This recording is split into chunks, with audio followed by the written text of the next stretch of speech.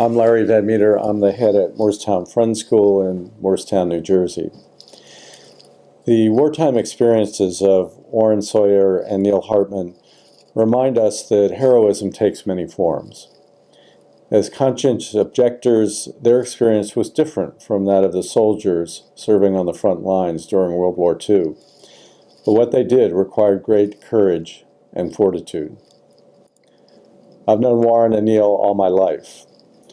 As a child growing up, I knew them as quiet leaders in our local friends meeting here in Morristown, New Jersey.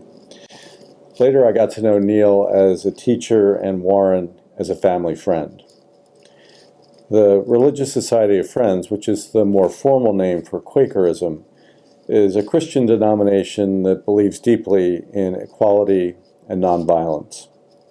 Quakers typically are pacifists, and the selective service system that guided millions of young men through the draft process during World War II had provisions for those with religious objections to serving in the armed forces. Instead, they were required to perform alternative service in a non-combatant setting. But the service they provided was anything but easy.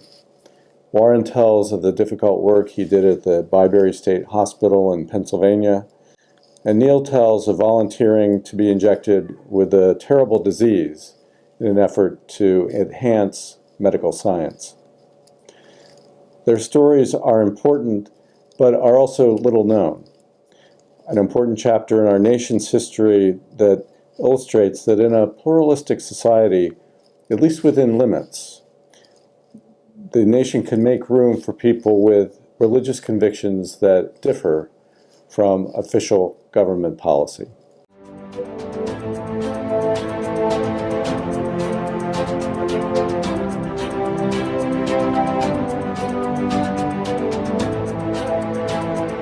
We are interviewing two conscientious objectors from the Second World War, Warren Sawyer and Neil Hartman. Both Warren and Neil were born in 1920. Neil Hartman, who was a conscientious objector during the Second World War. Can you tell us something about your early life in Ohio? My father owned a men's clothing store. He and my mother got married in Cincinnati, but they moved to Cedarville because there was a college there, and they wanted to have a place where their children could go to college.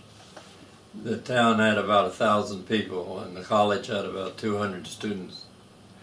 At that time, what church did you go to? Methodist Church. Methodist Church.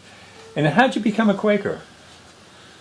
In 1939, my sister went to a Quaker work camp in Philadelphia, and I'm sorry I never really asked her how she found out about it or how she did, but she persuaded me in 1940, the next year, to sign up for a Quaker work camp in Michigan, which I did. That was the first time I really had anything to do with Quakers. You didn't have to sign up for the draft until you were 21. I was only 20, but I knew it was coming, so it was very, very lucky that we had all that time to talk about what Christians should do. Warren, can you tell me something about your early life? You're growing up in, say, I believe, New York City? My early life is kind of a bad story. I was born in Philadelphia. My parents were divorced when I was 25. In 1925, we went to New York City, and in 1933, I left my mother to go to live on the farm in upstate New York near Ithaca, where my real aunt lived. Well, it was a very upsetting time. This uncle died on Easter in 1933, and it was just upsetting and moving all the time in the Depression. One place we stayed only one night because we couldn't afford the rent. And we moved in many places in New York City on Manhattan Island only. And as a young man, I guess it upset me. I'm looking back now. I guess it upset me in many different ways, and it certainly affected my study habits. When my real life began, as far as I am concerned, to grow up, to learn, to know how to be with people. And that's about the roughest part of my life. But the farm things leveled out very well because I was really a rebel at a young age. Neil, so you went to register as a conscientious objector. What happened? First of all, the next year in '41, I went to Mexico with the American Friends Service Committee. Obviously, we spent most of our time discussing what men should do with the peacetime draft. So you applied for to be a conscientious objector. I knew in 1941 in Mexico that when I came back to the United States, I turned 21 in Mexico, so I had to sign up within 5 days of coming back to the United States. It's interesting, we think of America as a peace country. Our Mexican friends urged us to stay there because then we wouldn't have to sign up. But I came back and I'd been hired at the Marysville High School, so I had to sign up and I signed up as CO. When you registered, were you accepted as a conscientious objector? No, I was in Greene County, Ohio, which had Antioch College, and I blame them for most of my trouble. Antioch had very poor public relations, and the draft board in Greene County said they weren't going to let any of those communists get out of going to war. So I got turned down. Okay, and did you appeal? I appealed to the state, and when you appealed to the state, you had to have a hearing with an hearing officer. So I went to Dayton, Ohio, and spent an hour and a half or so, very uncomfortable. He kept asking me what I would do if my grandmother was raped, and I didn't have a grandmother, so I really didn't have to worry about that. So I went over to NSBRO. That's what? The NSBRO is the National Service Board for Religious Objectors. And when I talked to them and told them who my hearing officer was in the state of Ohio, they immediately took action. He had a national reputation for being very hard on COs. Right while I was there talking to them, they called up selective service and said we had this boy here who had so-and-so the hearing officer. I had appealed to the national board, but it was like the Supreme Court. They didn't have to take your appeal if they didn't want to, and they refused to take my appeal. But after he called them up, they changed their mind. They said they'd take my appeal, and very shortly after that, I got the 4E from the national board. Okay, so you're drafted, and then what happens? I had taught 1 year in Marysville, Ohio, and I resigned in August because I knew I was going to be drafted. I didn't think it was fair to start teaching in September when you knew you'd be drafted. How did you get to Byberry? I went to Merrill, Indiana in April, and in September we all got a letter asking us if we would volunteer for Byberry. But if I went to Byberry, the state of Pennsylvania would pay for my room and board. I would learn something about mental health that I knew nothing about. And so for all those reasons, I wouldn't have to pay the $30. I'd learn about mental health, and the climate would be better. So I volunteered. After I volunteered for Byberry, I got a letter from Charles Zeller, the superintendent of Byberry, asking if I would be interested in volunteering as a human guinea pig for hepatitis. This was the worst disease of World War II for the American Army. And incidentally, they were actually giving the disease to the soldiers because the yellow fever vaccine they were using for the soldiers was not pure enough, so it contained hepatitis virus. As soon as they found that out, of course, they cracked down on where you could get the yellow fever vaccine. You had to go to New York to get it. And also they started this experiment in the University of Pennsylvania with a major of the Army, Dr. Neath, in charge of the experiment to find out how to cure hepatitis. What did this involve? I spent 4 days a week working at Byberry as attendant, and 2 days a week I had to go to downtown to the University of Pennsylvania to have them take blood. Of course, they took blood first and found out my levels. Then they inoculated me with dirty blood. Dirty blood was blood that had come from a person who had hepatitis. And I had an incubation period of about 60 days, I think. What happened as a result of being inoculated with this contaminated blood? I said we went down there twice a week for these tests. When I went down there once, I said, "Hey, last week you were sick." It was so mild that I didn't know it, but the blood showed up that I'd had hepatitis. We had 2 kinds of hepatitis. We called them serum and infectious. They now call them A and B. We didn't have C then. And what I had was serum hepatitis, came from dirty blood, and it was very, very mild.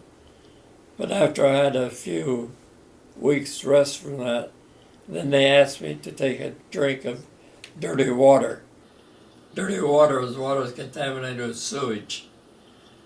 And about 60 days after that, I woke up in the middle of the night shaking my bed, and I knew I had hepatitis. And they immediately put me in the infirmary in the University of Pennsylvania. When this was over, they did other tests. You understand they had a biopsy? 5 of us had both kinds of hepatitis, and they persuaded us to let them take a biopsy of our livers to prove that we'd come back to normal.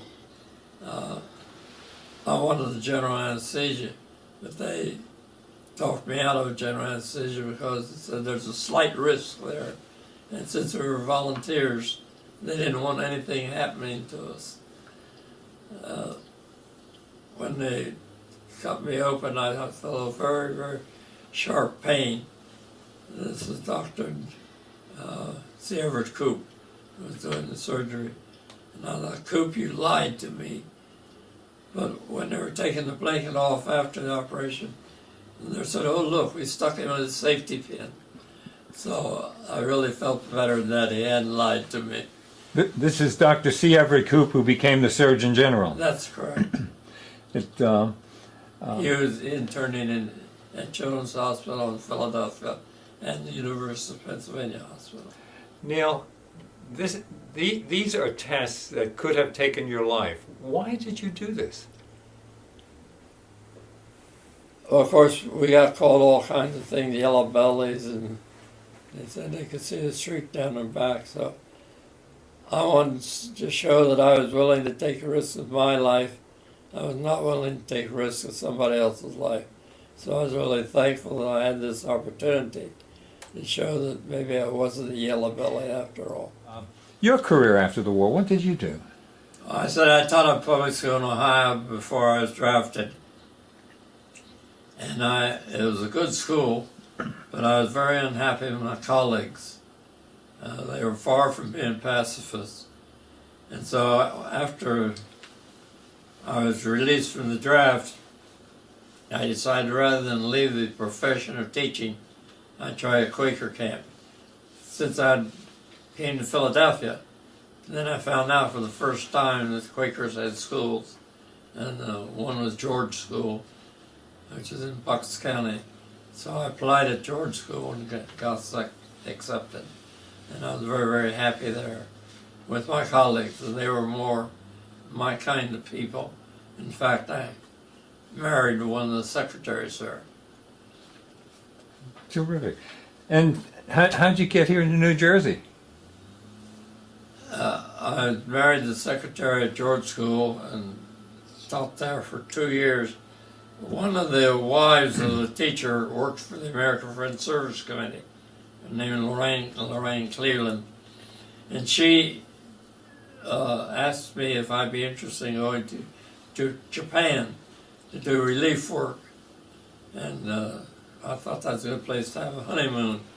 So my wife and I went to Japan for 3 years, running a neighborhood center in Tokyo. And when I came back, George School didn't have a vacancy. So I went to the Friends Council on Education in Philadelphia, and they sent me to Morristown. And I got hired at Morristown and taught there 33 years. Wow. Well, Neil, the nation is fortunate to have men like you. You had the strength of character to maintain your integrity and your conviction. Patriotism comes in many shades. Neil, you're a great American, and I'm proud to know you. Warren, how did you become a Quaker? Well, I've been in several denominations. I was a Catholic when I was in New York City at St. Patrick's Cathedral with my two brothers. We were acolytes at the High Mass with 3 priests. And when I got to the farm, there was a Quaker church. And I say church because it had a minister, a choir, and all that sort of thing, collection, that Philadelphia Quakers didn't know much about at that time. And so I went there regularly. My aunt wouldn't let me go to the Catholic church, it was 5 miles away. It took me 5 years to make up my mind after extensive reading and studying the Quaker philosophy, going to all the conferences all over New York State with the head of New York yearly meeting. And I began to feel that this is the way to live, to conduct my life. And I joined the Quakers in 1937. That's after being introduced to them 5 years earlier. As far as being a CO, that was the major message to me from Quakerism, because it's diametrically opposed to what the Army has as a philosophy. And so I joined very happily. The 30s roll away, and it comes to 1940, and the draft law comes into effect. Yeah. And you had to register for the draft. Yeah.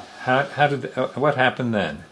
Well, I registered for the draft and asked for a 4E classification. What's a 4E? 4E classification is for CO, and that was in the law for Quakers or anybody that felt they didn't want to go into the Army. And I was drafted in February of 1942 and sent to North Carolina to build, or to help build, a national park and also to fight forest fires. How did you get to Philadelphia? In September of 1942, I went to Philadelphia State Hospital. I volunteered to go there. I heard about it in Buck Creek. They were starting the CO group at Philadelphia State Hospital, and so I volunteered. I felt that it was a lot more worthwhile. Tell us about the hospital, the grounds, where it was, and what it looked like. And the only, looking back on it, and even there, the only sign of what would one person think of as a hospital was in the infirmary where I started working on the night shift. It was the only place in the hospital that had sheets and pillows and pillowcases, because most of the patients in the infirmary, of course, were bedridden patients. But the rest of the hospital is a compliment to even think of it being as a person would think as a normal hospital. The degradation, the filth, the dirt, the treatment, all of those things were the lowest caliber.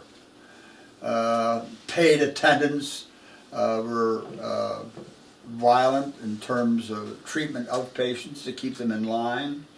With 300 patients or more in the disturbed ward and the incontinent ward and the various wards. I had a TB ward also. It was just degradation throughout, and not much hope for any of the patients.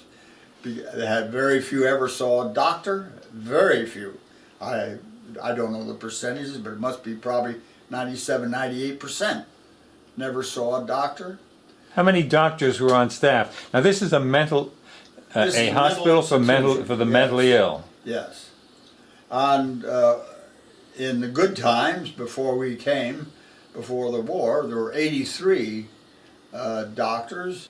And when we were there, we had 3 doctors who you didn't see very often. The shortage was very real. Nurses were few, but the patients who needed some kind of medical care were essentially taken care of by the nurses. How many attendants were there, and what was the ratio between the attendants and the number of mentally ill patients? We had 3 attendants, 3 COs during the day shift, whereas before the war they had 12 on the day shift. 300 incontinent patients who did not know how to take care of themselves in terms of their excrement, etc. And those 3 guys had all they could do. All that we could do is custodial care. When you have 300 men in a room, incontinent, dirty, and all that sort of thing, and they were the lowest rung of the ladder. Repairs upon repairs of straps, cuffs and straps, when patients were padlocked, foot and by hands, in the bed. What did the patients do during the day, and where did they stay? Well, we had what they call a day room, about 75 feet long, about 25 feet high, ceilings, no benches, no chairs, because the administration was afraid that patients having a violent attack would pick those benches or chairs up and beat some other patients. Where did the patients sleep? Well, they had beds in the dormitories in the basement and on the 2nd floor, and the beds were, well, the hospital was built for 3,000 patients, and we had 6,000, and they were still coming in. The Veterans Administration had their hospital filled, and so veterans were coming to Byberry too. But the dorms were crowded, double-decker beds, so close together to accommodate the overflow that you had to go between the beds sideways. You couldn't walk straight in. You had to go sideways to get in. It gives you an idea of how crowded the conditions were. Conscientious objectors were subjected to testing, different types of testing. I remember once you mentioned frostbite and some of the other. Can you talk about that? The type of things that you encountered as a conscientious objector. Yes. Dr. Neef, who was an Army doctor, was interested in jaundice, and he came up to Byberry to talk to and interview men who might be interested in volunteering for experiments, be a human guinea pig, in yellow jaundice. There were a lot of projects that we had opportunities to work in. Frostbite was one of them, that was in Boston, on hookworm, pneumonia, malaria. These were all different units around the country where fellows volunteered to be human guinea pigs in experiments and research. One of the other big, I think, important one was the starvation unit, which was in Minneapolis, researching how fast and the best way to bring back the refugees in Europe to mental health and physical health. And what came out of that, and these other projects, I don't know how successful they were. There was a conscientious objector at Byberry. His name was Charlie Lord. Can you tell us something about him and his contribution? Charlie Lord took pictures of patients and the conditions in various buildings in Byberry. It was a notorious hospital, as you can tell. He took all these pictures, and many of them appeared in a Life magazine in a feature article showing conscientious objectors at Byberry and of the patient's condition. And I had a lot of those pictures. I don't remember how I got them, but I gave them to Swarthmore Peace Library with my biography. And they were good pictures. They got good publicity in Life magazine. I understand Eleanor Roosevelt was involved in this also. Yes, Eleanor Roosevelt got involved with COs, or I should say COs got involved with Eleanor Roosevelt. Somehow, I don't know what they did, but anyway, they had an audience with Eleanor Roosevelt. And Eleanor Roosevelt went to Selective Service System, General Hershey, I assume. The war ends, and thank goodness. You look back and you see how many people were conscientious objectors, and what were their backgrounds? Just 4 lacking for 12,000 people in CPS. What is CPS? Civilian Public Service. That was the title that we were given when we were drafted, and we went to base camps doing work with nature. In addition to that, there were 3,000 men who went to prison. They would not have anything to do with the military system. And they got 3 years, 5 years, because they wouldn't register, or they wouldn't take a physical examination. They wouldn't report for induction. And so they all ended up in prison. The war is over, and now you're doing volunteer work for UNRWA, and the United Nations Relief and Rehabilitation Administration, Yeah. Which operated from what, 1943 to 1947. Can you tell us about that and some of the things that you did? Well, I only did one thing with them.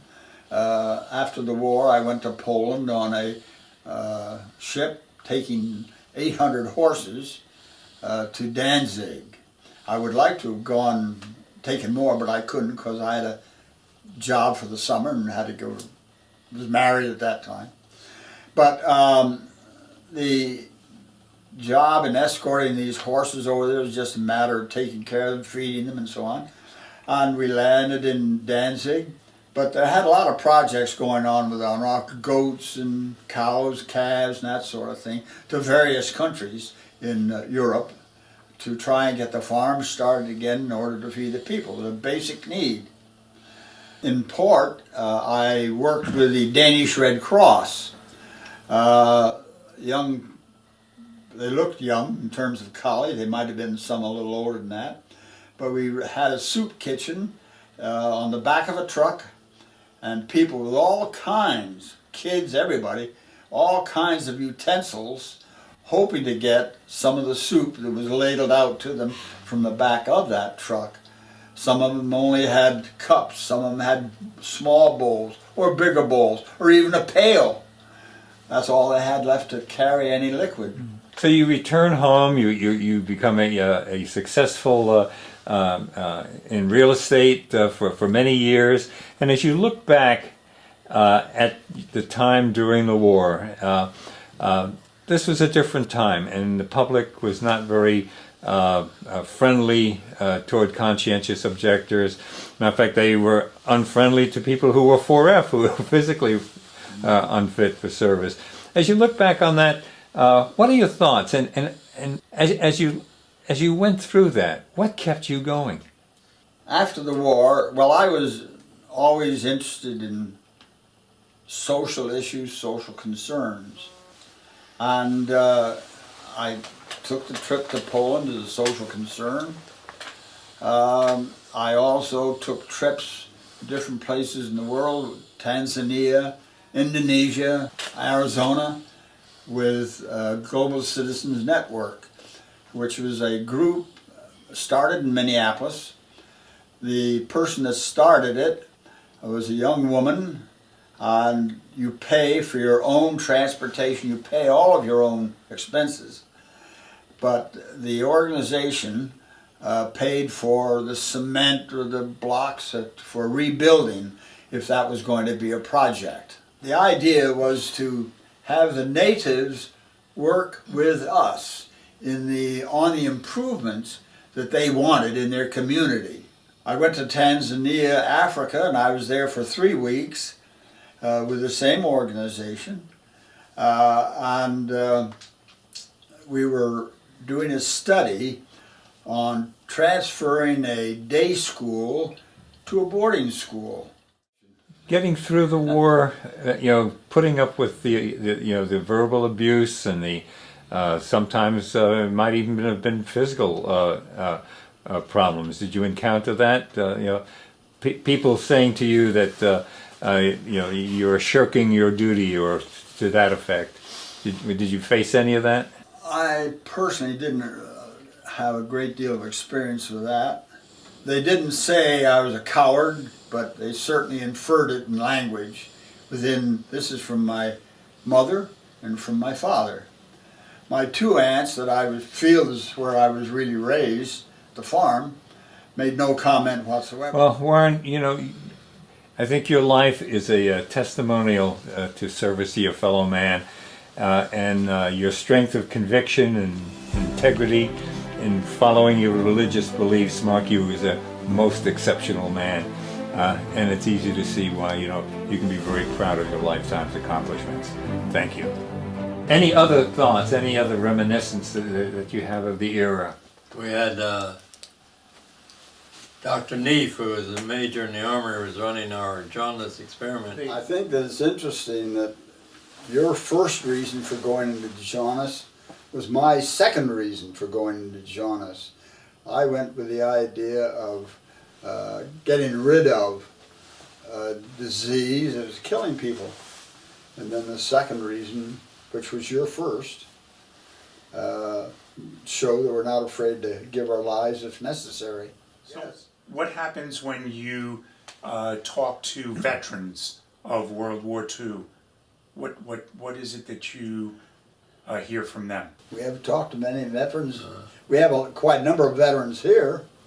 I've had some wives of veterans say more than the veterans themselves, that why did we do it?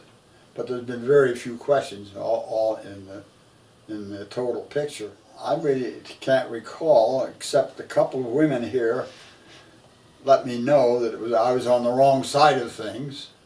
And that's about all that I experienced here. We're friends, neighbors. You're in a very difficult situation, given the times.